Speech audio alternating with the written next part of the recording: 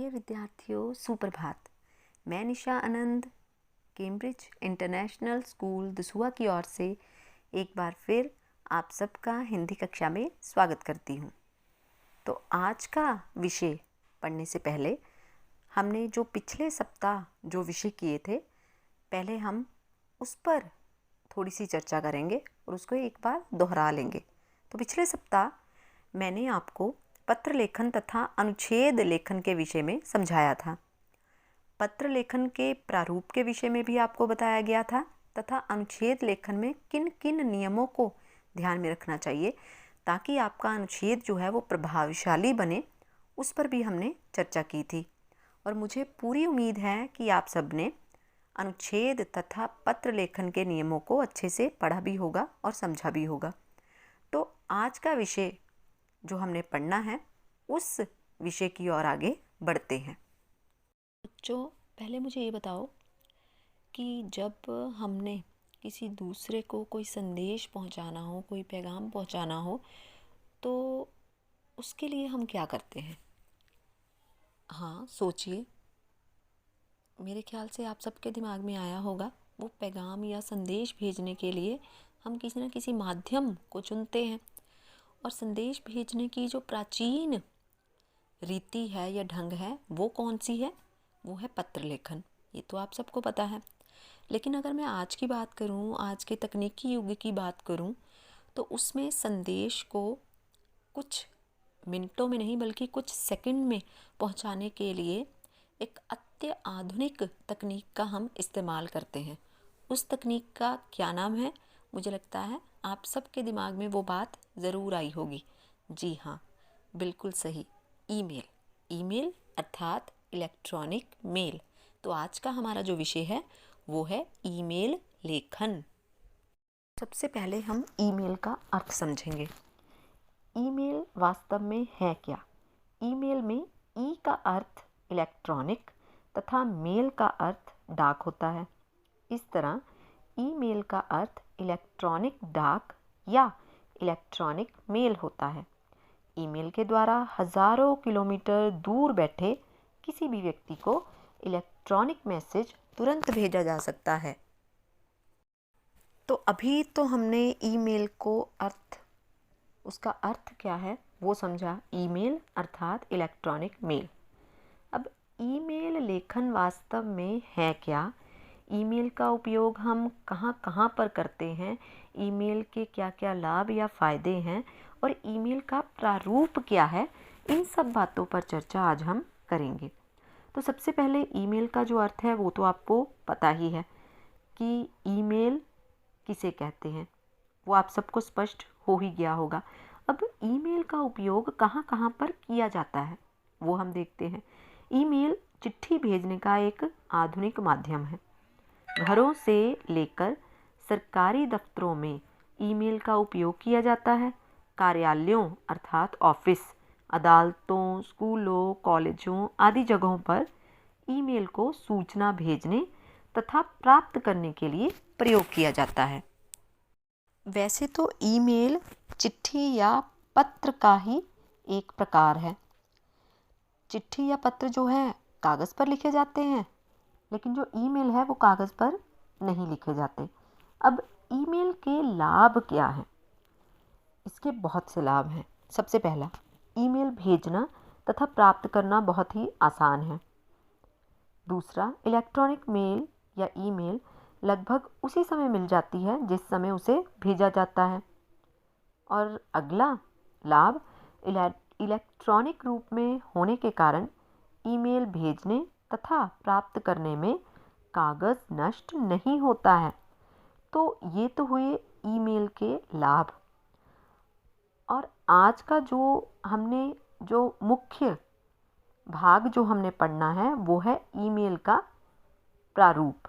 तो हम ईमेल के फॉर्मेट अर्थात ईमेल लिखा कैसे जाता है उस पर चर्चा करेंगे। अब ईमेल के प्रारूप या फॉर्मेट पर चर्चा करते हैं। वैसे तो अंग्रेज़ी में तो आप सबको ईमेल के फॉर्मेट के बारे में पूरी तरीके से पता ही होगा। सबसे पहले टू, जो उसमें क्या लिखते हैं हम? ईमेल प्राप्तकर्ता अर्थात जिसे हमने ईमेल भेजनी है।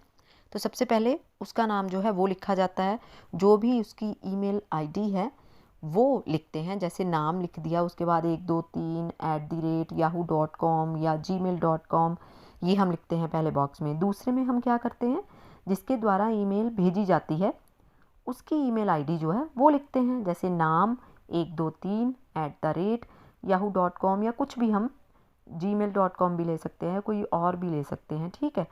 ये लिखने के पश्चात उसके बाद सब्जेक्ट अर्थात विषय आता है। अब विषय भी लिख लिया गया है कि किस विषय में हम लिख रहे हैं, किस विषय पर हम लिख रहे हैं, ये सब हमने लिख लिया।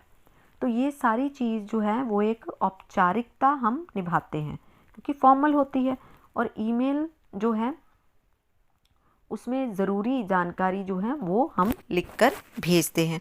अब उसके पश्चात अगला नियम जो है वो क्या है, हम ईमेल का जो लिखने का अगला नियम है उस पर बात करते हैं। कि जैसे मान लो हमने ईमेल जो है अपने मित्र को लिखनी है या किसी और को लिखनी है, तो हम उसका नाम जो है उसके विषय में हम लिखते हैं। जैसे प्रिय मित्र, मान लीजिए मैंने अपने मित्र को लिखनी है, तो हम अगले नियम के अनुसार हम लिखेंगे प्रिय मित्र। उसके बाद उसका अभिवादन, जैसे हमने लिखा नमस्ते या खुश रहो। ये लिखने के पश्चात अगली पंक्ति में, अगली लाइन में हम अपना विषय लिखते हैं। विषय अर्थात अपना कंटेंट जो है वो लिखना शुरू कर देते हैं। और कंटेंट जो है वो एक पैराग्राफ में भी लिख सकते हो या 3 में भी लिख सकते हो। जिस विषय पर भी हमने, जो भी हम अपने मित्र को लिखना चाहते हैं, किसी यात्रा का वृत्तांत या कुछ भी, आप अपनी छुट्टियों के बारे में कुछ भी, अगर आप जैसे आप पत्र में लिखते हैं उसकी भांति लिखना चाहो तो वो भी आप लिख सकते हो। ये आप पर निर्भर करता है कि आपकी ईमेल लेखन का विषय क्या है, औपचारिक है या अनौपचारिक है। अब हमारा जो कंटेंट है, हमने जो भी ईमेल में लिखना था वो लिखने के पश्चात हम समाप्ति कर देते हैं, जैसे पत्र में भी करते हैं। उसके पश्चात नीचे अगर हम अपने मित्र को लिख रहे हैं तो हम लिखेंगे आपका दोस्त, और उसके बाद अगली लाइन में हम नाम लिख देते हैं। तो ये तो ईमेल लिखने के कुछ एक नियम हुए। ये बच्चों, वैसे तो आप सबको ईमेल कैसे लिखते हैं ये आपको पहले से ही पता होगा, क्योंकि अंग्रेज़ी भाषा में हम इसकी प्रैक्टिस या अभ्यास जो है वो करते रहते हैं। अब IGCSE में जब हम ईमेल लिखेंगे, वैसे तो ईमेल लिखने का ढंग यही है, लेकिन हम इसको पत्र की भांति भी लिख सकते हैं। जैसे उसकी शुरुआत जो है, हम जैसे एड्रेस जो है वो तो ईमेल आईडी जो है वो तो हम देते ही हैं, लेकिन उसके पश्चात एक पत्र की भांति ही हम लिखते हैं। जैसे प्रिय मित्र, वहाँ से हम शुरुआत कर सकते हैं, या फिर जिस या जो कोई भी विषय दिया गया है उस विषय को ध्यान में रखते हुए एक पत्र की तरह ही ईमेल भी लिख दी जाती है। ठीक है, तो मुझे पूरी उम्मीद है कि आप सबको ईमेल कैसे लिखा जाता है उस विषय में जानकारी प्राप्त हो गई होगी। इसके फॉर्मेट या प्रारूप को ध्यान में रखते हुए कि आपको कितना समझ में आया, उसके लिए मैं आपको एक गृह कार्य दे रही हूँ, अर्थात घर का काम। और उसका विषय है, जैसे आप अपने मित्र से मिलने के लिए उनके शहर में जाने वाले हैं, ठीक है। आप एक ईमेल लिखें ताकि वे आपको लेने के लिए स्टेशन पर आ सके। आपका विषय जो है वो स्पष्ट हो गया है। आपके ईमेल में जो है वो निम्नलिखित बातें जो हैं वो सम्मिलित होनी चाहिए, अर्थात जो नीचे लिखे संकेत बिंदु हैं उसमें वो 3 बातें जो हैं या 4 बातें जो हैं वो शामिल जो है वो होनी बहुत ज़्यादा ज़रूरी है। अब वो बातें हैं क्या? जैसे सबसे पहली बात, यात्रा का कार्यक्रम, कि आप जो उसके शहर जाने वाले हैं उसका जो प्रोग्राम है उसके विषय में आप अपने मित्र को बताओगे। दूसरा पॉइंट, आप मित्र से मिलकर कैसा अनुभव कर रहे हैं, आप कैसा अनुभव कर रहे हैं, बहुत देर के बाद मिले हैं, आप अपने कोई भी विचार जो है वो लिख सकते हो। उसके बाद कोई एक गतिविधि जो आप अपने मित्र के साथ करना चाहेंगे, आप किसी भी एक एक्टिविटी को जो अपने मित्र के साथ करना चाहते हो उस विषय में भी आप बीच में लिखोगे। और आपका जो ईमेल है वो लगभग 120 शब्दों में होना चाहिए। और ये जो मैंने आपको प्रारूप या फॉर्मेट बताया है वो IGCSE के पैटर्न के हिसाब से ईमेल कैसे आएगी और कौन कौन सी बातें जो हैं आप शामिल करोगे, उसको आधार बनाकर ही आपको ये जानकारी दी जा रही है।